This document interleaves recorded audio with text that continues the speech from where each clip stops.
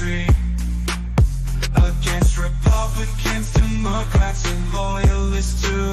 We'll stand tall, we'll see this through. Raised our voices, made our choice. Oh, don't break free from the lies and noise. We'll unite, we'll ignite. We'll never give up the fight for our rights, for our future. We'll shine bright.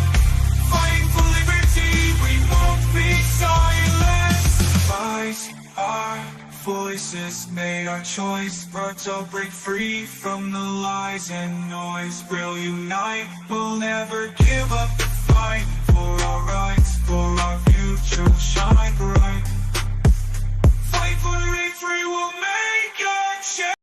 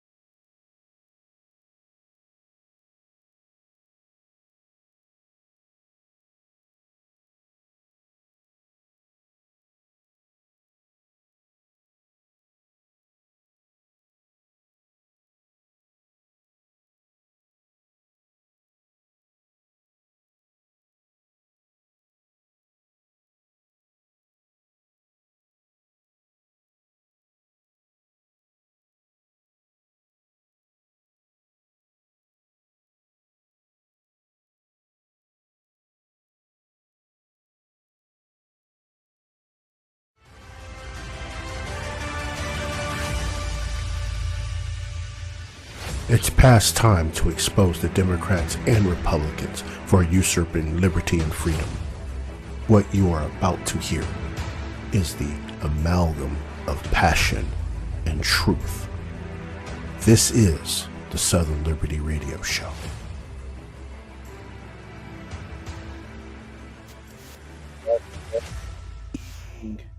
Everyone listening in today, I know this is saying Southern Liberty, but this is the fifth estate, where you get your whole federal news rundown, whole 9 yards. I am your host, Mr. Roderick Threets, and welcome. Make sure you like and subscribe, and you do all the things that you do when it comes to this show. Share this with your peoples. We're doing this, as you can probably tell, pre-recorded because of the issues of the internet in my home area right now. So I want to make sure I get this content out to you. I want to make sure you hear what I got to say about what's going on in our federal government today. Even though it is shut down, they're not doing much of anything. But what I want to do is just get into the nitty gritty of this kabuki theater we call the what I'm going to call the Shutdown Showdown. Right? Those y'all remember Samurai Showdown, the game, you know what I'm talking about, kabuki theater, all that. So again, I appreciate everybody tuning in this evening and all that good stuff, and making sure they're hanging out with us here on the Fifth Estate. I won't keep you too long, since my pretty face ain't on your screen. I won't keep you too long. I'll let you listen to the words a little bit here and let you go on about your evening. But again, Congress hasn't done much of anything at all since the shutdown. They're just bickering back and forth with each other. So again, I'm here to talk to you about what I call the Shutdown Showdown, right? Because this shutdown is deepening, and so are the political trenches and all of this, right? See, this is not just about money, right? I look at this as a high stakes constitutional and ideological battle, primarily focused on healthcare, right? So, what I want to get to this evening is the arguments for both sides in greater detail, right? And what I'm gonna start with the Democrat stance a second, right? We kind of have an idea what that is, but I want to get into the nitty gritty of it, right? Because for the Democrats, right, the shutdown is a necessary consequence of the Republican leadership's failure to acknowledge an imminent crisis. The Democrats' entire strategy is built on two pillars, right? The political cost of inaction and the need for leverage. This is what the Democrats are doing. This is what they're putting in their constituents' minds and misinforming and misleading them, right? So let's get to what they're calling the crisis, right? Which is the expiring ACA subsidies. Okay. Now, the core of the Democrats' demand, right, is to extend the expanded Affordable Care Act premium tax credits, right? And I'm gonna give you why they say it's an urgent crisis that cannot wait, right? First of all, right, it's what I'll call the sticker shock, right? The enhanced subsidies, which were passed in 2001 when Biden got into office, right, dramatically lowered premiums and expanded eligibility for millions of Americans. Now, analysis says from groups like the Kaiser Foundation that if these subsidies, right, are allowed to expire at the end of the year, the average annual premium payment for subsidized enrollees could more than double, an estimated 114% increase. Okay. Now, keep in mind, right, with this, the deadline coming up for ACA, the open enrollment for the marketplace begins on November 1st. And Democrats are going to argue and continue to argue that people that are already receiving notices of their massive price hikes, it's creating financial havoc for these people. They can't wait for a post-shutdown negotiation. The solution must be passed now to prevent an immediate and devastating financial blow to these people, right? Now, when we talk about the uninsured in this case, right, the CBO, those that do not know what a CBO is, that's a Congressional Budget Office. They estimate that if the subsidies expire, over 4 million people could lose their health care insurance coverage over the next decade. For Democrats, allowing this to happen is unconscionable and it's an existential threat. This is what they tell you, right? But look, beyond the subsidies, right, and undoing the cuts and protecting our purse, right? Democrats, what they've done, like they always do, they include additional items in their counter proposal, which they frame as correcting the recent legislative damage. First, reversing Medicaid cuts, right? Their plan seeks to roll back deep long-term cuts to Medicaid, the federal state program for low-income Americans, which were part of the Republicans' budget legislation passed earlier this year. So basically, what they're doing is this goes back to the one big beautiful bill, right? They put the Medicaid cuts in, but now the Democrats are arguing to bring them back to get rid of those cuts that they made, right? Like you have to work, right, a certain amount of hours to keep your Medicaid, things of that nature. The Democrats want to bring that back, right? The other part of the Democrats' argument is stopping the pocket rescissions, right? See, the Democrats want to block Trump's aggressive and yet I would say in their view, illegal use of pocket rescissions, right? A tactic to unilaterally slash spending that Congress had already approved. This is framed as a constitutional fight to protect Congress's fundamental power of the purse, which is indubiously incorrect. It is indubiously incorrect. If you read your Constitution, you would know this is incorrect. Now the other part of the Democrat strategy, right, is the blame game, right? The deliberate cruelty of them, right? Because if you've been paying attention, the Democrats have been relentless in their rhetoric, right? Citing reckless partisan posturing, right? Where they accuse, you know what they do. They accuse the opposition of doing by refusing to budge on the core healthcare issue, right? Right. Um, they're also positioning Chuck Schumer, right, and others to describe the administration's handling of the shutdown, especially the threats of mass firing and program cuts, right, as a deliberate chaos and callously choosing to hurt people, right? And they're emphasizing that the government has the means to protect these workers, but the administration is choosing not to. I'm sorry, the government should not be in the role of protecting workers. I'm sorry. When your government's the biggest employer in the country, you have a problem. Government should not be that big. People will disagree with me, but you can disagree all you want. When your biggest employer is running the country, the federal government, you have a problem, right? But this again, this is all the Democrat stance on this shutdown. Now I'm gonna give you the contrast to that. All right, being the Republican response, right, and obviously their stance on having a clean CR, right, is wonderful on premise, but we know they want to throw pork in it too, right? Right, because the Republicans view this Democrat posturing, right, as an effort to pull off a power play, right, a misuse of the funding process to force a policy when that they couldn't achieve through regular order, right? That this is what they do, right?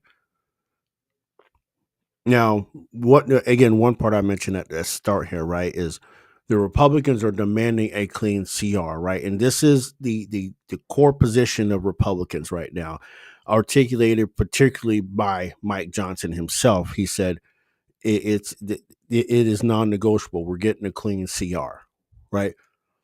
He's saying the government, and I agree, the government must be open with a clean continuing resolution first, right? And I agree, right? Because the Democrats are negotiating, want to negotiate in bad faith, right? It's like a hostage situation, right? I mean, even JD Vance said that his words, we don't negotiate with the person who has taken the entire federal government hostage. And I agree. I agree 100%, right? They argue that accepting riders policy demands attached to must pass spending bills. I agree. It rewards bad behavior and undermines the complete appropriations contest. Right now, when we talk about the clean CR portion, right? Um, Republicans are really quick to point out that they passed a bill to fund the government at existing level at existing levels. Right. This is the play. Right, which is usually, it's non-controversial. Yeah, we got it done, right? But the Republicans are also bringing up the fact that Democrats have voted for similar clean CRs many times in the past. I don't care about the past. I care about what's happening right now, right? There's people, even though they work for the federal government, may be struggling right now, right? They can blame Trump all they want. It's not Trump's fault. But this shows you, right, the power of the uniparty, right? The power of the uniparty. They get us people out here riled up about what? Absolutely nothing. Now, we talked about, right, the Democrats' counter proposal, right? We talked about that at first, right? $1.5 trillion is what their wish list is when it comes to ACA subsidies, etc. I mean, 1.5 trillion. We don't even have $100,000, and the $100,000 we have is probably counterfeit. Yeah, actually, it is counterfeit, and we haven't built the house to have the window to throw the piss out of. You know what I'm saying? But they want $1.5 trillion, right? Republicans, they do continue to argue that they have continued to argue, and they have been consistent here, right? That the ACA itself is a problem, right? It's broken, right?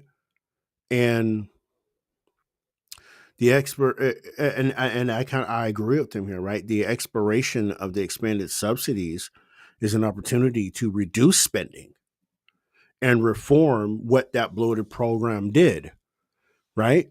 I mean, anybody that's worth their weight in salt would definitely would understand that. You wouldn't run your house on that kind of budget, right? But healthcare, right? Republicans are arguing that this is a complex issue. Healthcare, right? Needs to again agree 100% that needs to be its own standalone legislation, right? Not shoved into a short term spending bill. I mean, look, they passed the ACA, was 1,100 pages, and Pelosi told you got to read it to see what's in it, right? Now, Republicans, they've always had the stance as, hey, we can negotiate health care anytime, but it's not the time that Democrats want to discuss it, right? And vice versa, right? Republicans say we're open. Republicans will say we're open to discuss this after, we open up the government, get these people paid. But we know damn well, here we are, right? And again, we're going to be back at the blame game, right? The Republicans are saying the same thing. The Democrats are hurting the people, the pain and pain. You're not listening to both sides of this argument. Both of them are full of shit. They're playing politics with the people's money. I want y'all to think about it. If you're Republican or Democrat and you're looking at this shutdown and you're arguing in favor of one of the parties, you are one of the stooges that I'm about to talk to in a second. Because please do understand, if you look at both of the parties' talking points, it's the same shit. They're just extrapolating both sides, and they're getting people to argue for each other's side, to open the government. No. You're being a trained bird. Don't do that. Absolutely don't do that to yourself. These people are playing a game with us to get more money out of us in the end, right? And you're going to sit there and play the game. The government can say shut down the rest of the year, rest of Trump's term. I don't care. I'm not arguing for either way, healthcare, no healthcare. No, I don't care. As a monarchist, I don't care. The federal government is already bloated. I don't care. If you're one of those people that work for the government, that your department is not enshrined in the enumerated powers of the Constitution, you can go back to the private sector. Save us taxpayers a lot of money. Go back to the private sector where you came from. Because the federal government, the public sector, is not supposed to be dominating the private sector. But some of you will not understand that. We're supposed to be private citizens first, not public employees, right? This is absurd. This is absurd to think you're entitled to a federal paycheck. You're entitled to taxpayers' money, or you're gonna throw a fit on the floor. You're gonna throw a fit on the floor. You can go about your business, right?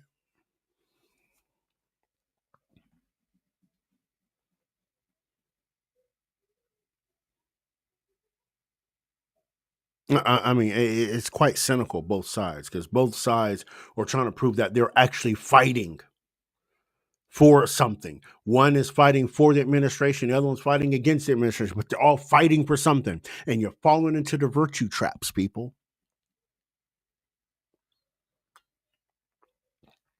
In the end, as I wrap this up, I know it's short, but again, this is only the topic that's going on in the federal government right now, right? We're witnessing a complete philosophical divide, right? For Democrats, the crisis is the massive impending spike in healthcare costs. For Republicans, the crisis is the act of weaponizing the government funding process itself.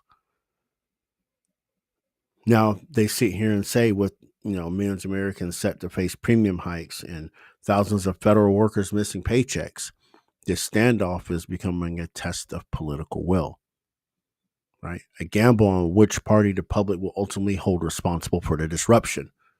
The question is no longer how they will solve it. But when the political pressure becomes too intense for one side to maintain its position, there's something for you to think about. I want to thank y'all for coming through this evening on such a short notice, short time. So hopefully next time we talk, the federal government will be open, but I doubt it.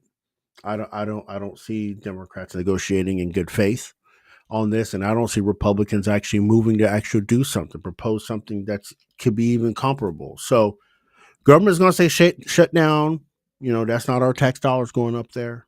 You know, all that bit. I would say everybody all at the same time just change their W-2s to exempt during the shutdown because they don't deserve to get paid. None of these, they're not paying out anyway, and they're sitting here begging you for your money. I'd just go file exempt for like next couple months. For every week they're shut down, you file exempt for 2 months.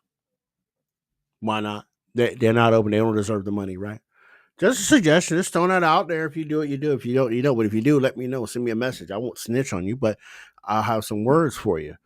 I have some words for you. So anyway, with that being said, I appreciate y'all. I love y'all. All that good stuff. And remember, love your neighbors, love your family, but ultimately love yourself. Until next time, y'all. Peace and love.